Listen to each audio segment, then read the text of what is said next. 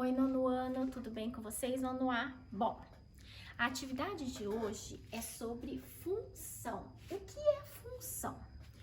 Bom, vamos pensar o seguinte. Eu vou no mercado e compro um sabonete. Vamos supor que o sabonete custe 90 centavos.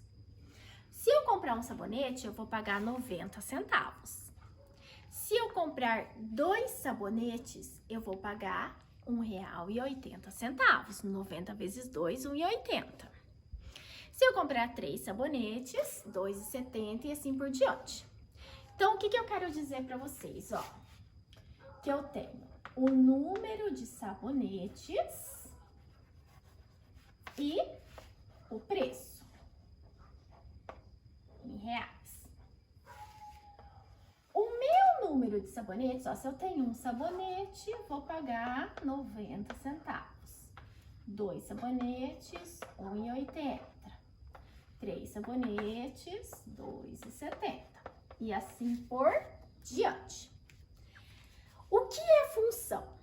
O preço do sabonete que eu vou pagar vai ser sempre em função da quantidade que eu vou comprar. Então, o número de sabonetes aqui eu vou chamar de X, que eu posso comprar quantos eu quiser, é independente. Se é independente, eu vou chamar esse meu X de variável independente. Já o meu preço, ele depende de alguma coisa. Depende, no meu caso, do quê? Da quantidade de sabonetes que eu estou comprando. Esse preço eu vou chamar de Y, ou em alguns livros eu chamo de f de x. O que é f de x? É uma função de x, ele depende da variável x. Uma vez que ele depende da variável x, então o meu y é uma variável dependente. Ok? Quando nós temos a variável independente e a variável dependente, nós conseguimos fazer uma fórmula associando essa situação, essa função. Eu poderia escrever assim, ó, que f de x é igual. Cada sabonete não custa 90 centavos? O preço a pagar não vai ser sempre multiplicado pela quantidade de sabonetes? Então, eu poderia dizer que o meu f de x é 90 centavos vezes x, ou seja, 90 centavos vezes a quantidade de sabonetes que eu estou comprando. Em alguns livros, ao invés de aparecer f de x, vamos supor, nessa situação, eu estou trabalhando com preço. Ao invés de f de x, eu também poderia escrever assim, ó. Preço de x sabonetes vai ser 90 centavos vezes x sabonetes. Mais uma coisa.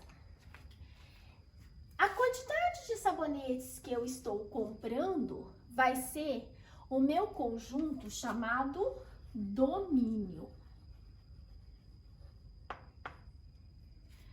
Os resultados que eu tenho para os preços do sabonete que eu vou pagar, né, das minhas variáveis dependentes, vai ser a minha chamada imagem, ok? Tudo bem até aqui? Vamos lá, gente? Vamos pensar em outra função? Olha só, eu tenho um outro exemplo de função aqui, ó, tá? Bem básica, bem mecânica. f de x igual a 3x menos 11. Se eu tiver o x valendo 6, qual vai ser o resultado dessa minha função? Então, eu vou fazer o seguinte, ó. Vou substituir o x por 6. Vai ficar 3 vezes 6 menos 11. O f de 6 vai ser 3 vezes 6, 18. Menos 11. Se eu substituir o x por 6, eu tenho como resultado o número 7. O que é que isso lembra, gente? Lembra o seguinte: se eu tenho o x e tenho o f de x, eu posso colocar os meus resultados em uma reta numérica, em um plano cartesiano. Tenho o número 1, 2, 3, 4, 5, 6. Para o valor de x igual a 6, eu encontro o meu y valendo, vamos pôr um 7 aqui, ó, um 7.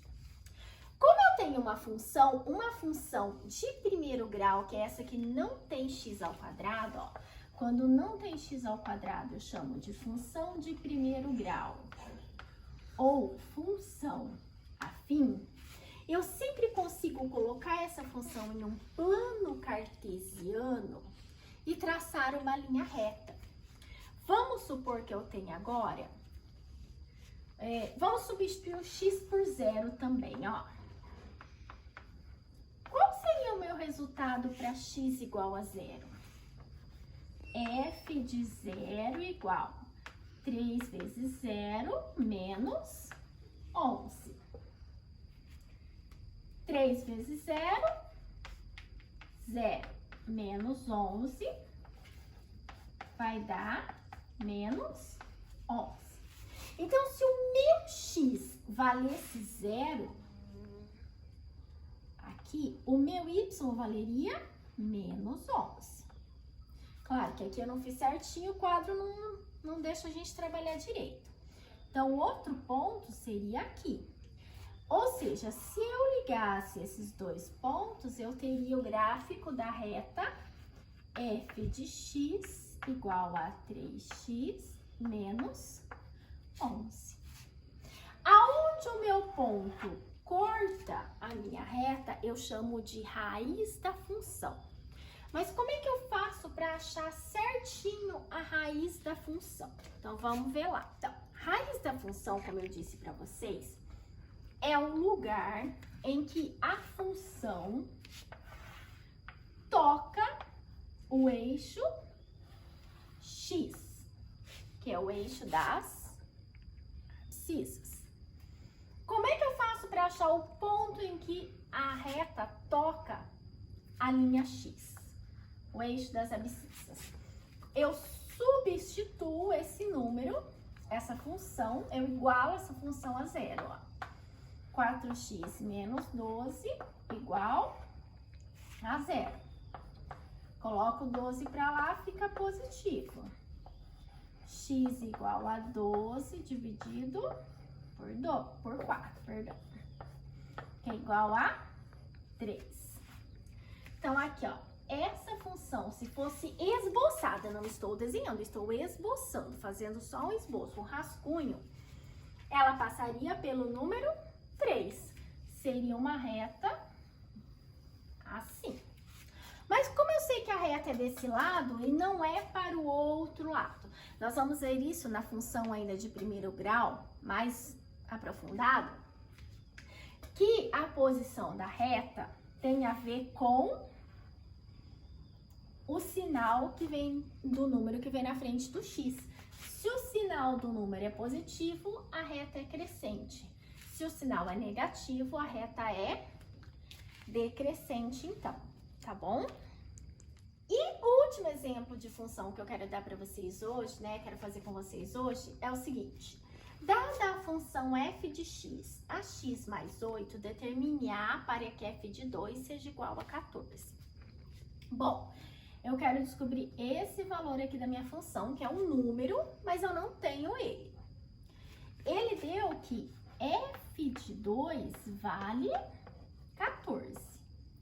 Quem é o f de 2? É esta função aqui, ó. Ax mais 8 igual a 14. Só que no lugar do x, eu substituo pelo 2.